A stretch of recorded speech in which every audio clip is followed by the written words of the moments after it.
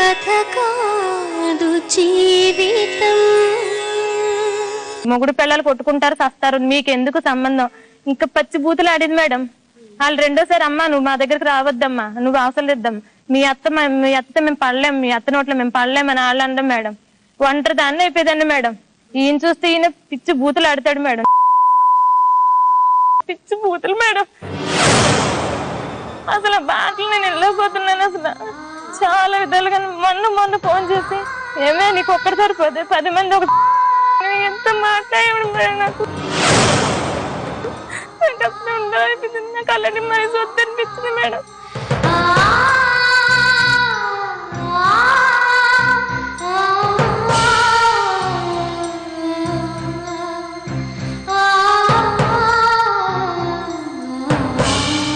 బూతులే madam మాట్లాడితే నాకు అసలు బతకాలని ఇంట్రెస్ట్ చచ్చిపోతుంది మేడం.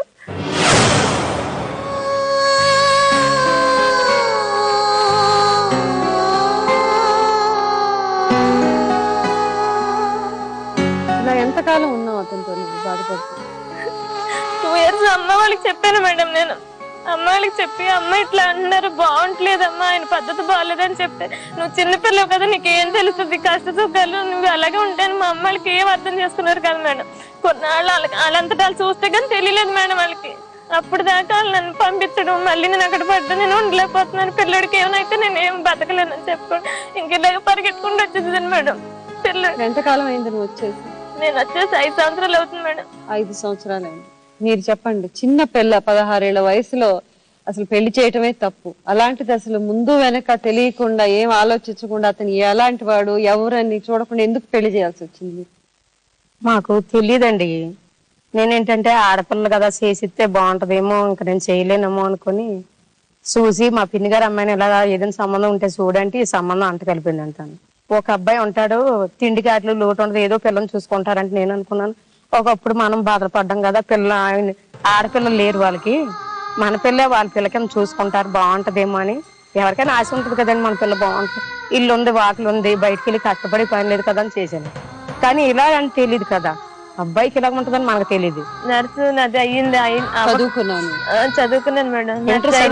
చదువుతున్నప్పుడే పెళ్లి చేశాను మేడం. నేను అడిగాను మేడం, నేను చదువుకుంటాను అత్తయ్య, నాకు కొంచెం గ్యాప్ ఇవ్వండి, నేను చదువుకున్నా కానీ ఏం చదువు ఏం ఊడపడచాలి, నువ్వు ఇంట్లో పని చేసుకుంటే చాలు, మాకు ఇంట్లో పని చేయడానికి పిల్లలు లేరు, నా కూతురు చనిపోయింది, ఇంట్లో వండి పడితే చాలు, నాకు నువ్వేం చెయ్యక్కర్లేదు అనేది మేడం. నాకు చదువుకోవాలని ఆశ ఉంది మేడం, ఇంకా చదువుకుంటానని కూడా చెప్పాను. అసలు ఒప్పుకోలేదు మేడం వాళ్ళు. ఒప్పుకోకపోతే ఇప్పుడు నేను చదువుకుంటున్నాను మేడం, ఎవరు చదివని చెప్పి నేను చదువుకుంటానని చెప్పినా కూడా ఒప్పుకోలేదు మేడం. అంటే ఆమె వెంటనే పెళ్లి చేసేయాలి, వెంటనే నా కూతురు లేరు, వెంటనే పెళ్లి చేయకపోతే నేను వేరే సంబంధం చూసుకుంటాం, మాకు ఎకరాలు ఇచ్చేవాళ్ళు ఉన్నారు, నేను ఏదో పిల్ల బాగానే ఉంది కదా అని చేసుకున్నా అది అని. మందులు అలాగే ఈయన బాగోపోతే హాస్పిటల్ చూపించాం మేడం, మందులు వేయించాలి, మందులు వేయకపోతే ఆయన మళ్ళీ మామూలు అయిపోతుంటది. నేను ఎంతో కష్టపడి అట్టుల్లోని అన్నాల్లో కలిపి మిక్స్ చేసి ఇచ్చేవాడు మేడం. ఆయనకి తెలియకుండా తెలిసిస్తే పిచ్చి కొట్టేవాడు మేడం. ఎలా పడితే కొట్టి నాకు జబ్బు ఉందా జాడ్డం ఉందా, నువ్వు ఎలా చేస్తున్నావు, నీ మట్టి నువ్వు తినేవాడు, నా సంగతి నీకెందుకు, ఇంక ఇట్లాగే మాట్లాడేవాడు మేడం. ఎప్పుడు చూసా డాక్టర్ దగ్గర ఎవరు చూపించారు మేడం. మా పెళ్లికి ముందు భీమవరం హాస్పిటల్ చూపించారు మేడం. పెళ్లి అయ్యాక నేను అన్నాను మా రాజమండ్రిలో ఇట్లాగా మానసికానికి ఉన్నది ఒక హాస్పిటల్ అంటే వాళ్ళే మాకు చెప్పకుండా వేరే హాస్పిటల్ చూపించారు మేడం. మీరు అన్ని విషయాల్లోనూ చాలా అసలు అమాయకత్వంతో చేశారా లేకపోతే మూర్ఖత్వంతో చేశారా అని, చక్కగా ఉన్న పిల్ల అమ్మాయిని చదివించకుండా మీరు 16 ఏళ్ళకి పెళ్లి చేసేసి ఒక రకంగా మీరే గొంతు కోసేసారు అమ్మాయి కదా. ఏంటంటే బేదరికంతో బాధపడుతున్నాం అండి.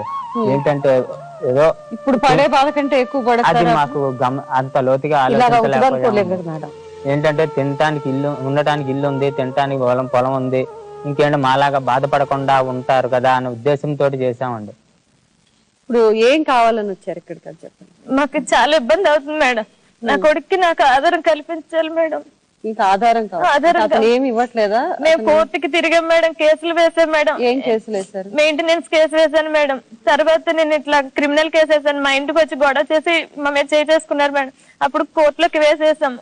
అన్నిటికీ ఆమె బెయిల్ మీద వచ్చేస్తుంది, మంచిగా వాళ్ళందరినీ కాకపెట్టేస్తుంది మేడం. మా వల్ల అవ్వట్లేదు మేడం, మా దగ్గర డబ్బులు లేవు, వాళ్ళ దగ్గర డబ్బులు ఉన్నాయి.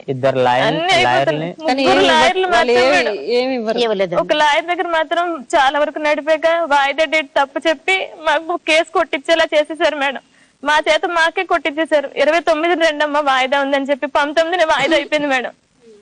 మీరు రాలేదని చెప్పి మళ్ళీ చివరిగా మమ్మల్ని అన్నారు మేడం. మేము ప్రతి డేట్లు రాసుకుంటాం మేడం, అయినా సరే మాది తప్పని చెప్పి కేసు కొట్టించేశారు మేడం.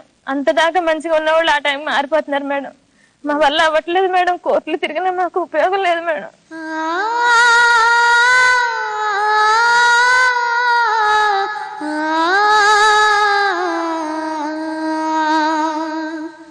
నాకు అక్కడ ఉంటే బతకడం కష్టం మేడం నిజంగా.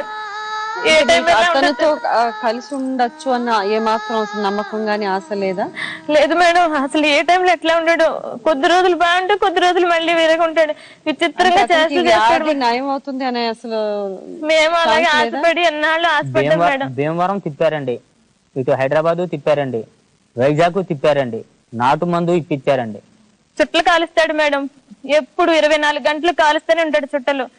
కాలు తుడుచుకునే గోని పట్ట తెచ్చి ఇంట్లో వేసి టీవీ చూస్తూ దాన్ని నిండా తడుపుతాడు మేడం. చుట్టలు ఊసేసి ఉమ్ములు ఊసి ఊసి ఊసి ఆ ఉమ్ములు తీసుకెళ్లి పంపు కింద పెడతాడు మేడం, మంచినీళ్ళకే పట్టుకునే కింద. నీ మట్టి నువ్వు ఉండు, నీ మట్టి నువ్వు తిను, ఇంకెందుకు మేడం నాకు మట్టి ఉండడానికి. వాళ్ళ ఇంట్లో నేను పని చేసుకోవడానికి వెళ్ళానా మేడం, నన్ను పని కింద పెట్టారా మేడం వాళ్ళ ఇంట్లో. నాకు పిల్లవాడు కావాలి మేడం, నేను అలాగే బాధపడేది, నా బతికేలాగపోయింది.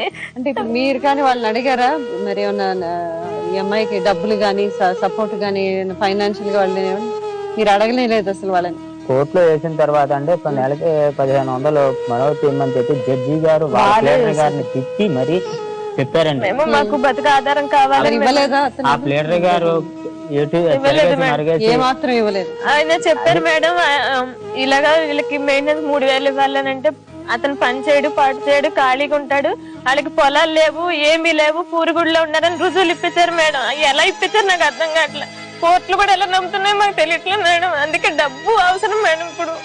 ఇంకా అలా రుజువులు ఇప్పించారు, మేమేం మాట్లాడలేదు. ఇప్పుడు మాకేంటి ఆధారం అంటే జడ్జి గారు మాట్లాడి ఆయన అన్నారు, ఎంత ప్రతినికమల్ని ఎదవైనా సరే రోజుకి వీళ్ళకి నెలకి 1500 పెట్టి ఇవ్వండి అని అంటే వాళ్ళ పేరు 350 ఇప్పిస్తాను నేను అని అన్నాడు మేడం. సహాయం చేయడానికి కానీ నీకు హెల్ప్ చేయడానికి మనకు ఆశ ఎవరైనా సరే మనకు ఆశ చెప్పాలంటే ఆమెకు జడవాల్సిందే. లేనప్పుడు అయితే మాట్లాడతారు మేడం, ఆమె లేనప్పుడు అయితే అందరూ చెప్తారు నీకు ఇలా జరిగిందమ్మా అలా జరిగిందమ్మా, ఆమె వస్తే ఒక్కరు మాట్లాడరు మేడం. సరే ఇప్పుడు వాళ్ళని పిలిచి మాట్లాడతాను. ఇది కథ కాదు జీవితం.